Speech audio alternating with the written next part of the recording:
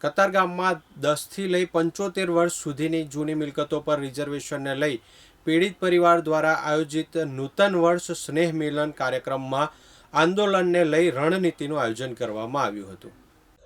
70થી વધુ સોસાયટીના પ્રમુખો, હોદ્દેદારો તેમજ મોટી સંખ્યામાં રિઝર્વેશન પીડિત લોકો જોડાયા હતા।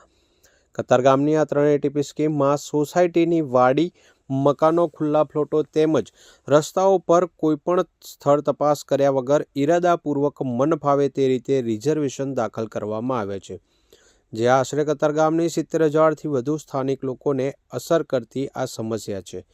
ત્યારે ગત સમયે તારીખ 19/6/2025ના રોજ મહાનગરપાલિકાની કચેરીમાં મોરચો લઈને મોટી સંખ્યામાં રજૂઆત કરવા ગયા હતા। ત્યારે રિઝર્વેશન હટાવી દેવાનું ફક્ત આશ્વાસન આપવામાં આવ્યું હતું। તેનું આજ દિન સુધી કોઈ અમલીકરણ કરવામાં નહીં આવતા ફરીથી આંદોલનને સક્રિય બનાવવામાં આહ્વાન કરવામાં આવ્યું હતું। ઉમેશ ઝડફિયાએ જણાવ્યું હતું કે આશરે 10થી 75 વર્ષ જૂની મિલકતો પર રિઝર્વેશનો નાખવામાં આવ્યા છે।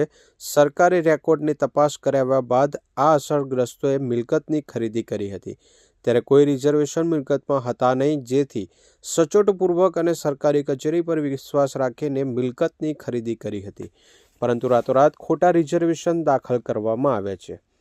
છેલ્લા 3 વર્ષથી રિઝર્વેશન અંગે નેતાઓ તેમજ સરકારી કચેરીઓમાં લેખિત કે મૌખિક રજૂઆત કરી રહ્યા છીએ, પરંતુ તેનું કોઈ અમલીકરણ થતું નથી, જેથી આ કાર્યક્રમમાં સર્વાનુમતે નિર્ણય કરવામાં આવ્યો હતો કે આગામી ટીપી 49, 50 અને 51માં ઇરાદાપૂર્વક દાખલ કરેલા રિઝર્વેશનો હટાવવામાં નહીં આવે ત્યાં સુધી ફરીથી આંદોલન સક્રિયતા સાથે ચાલુ રહેશે, જેમાં સર્વાનુમતે આ નિર્ણયો લેવા આહ્વાન કરવામાં આવ્યું હતું।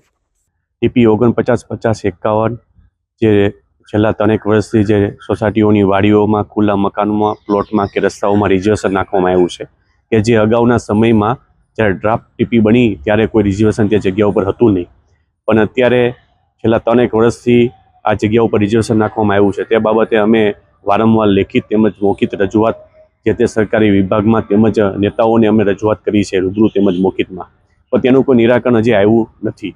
ખાલી ફક્ત ને ફક્ત આશ્વાસન મળી રહ્યું છે, તેનું કોઈ અમલીકરણ કરવામાં આવ્યું નથી।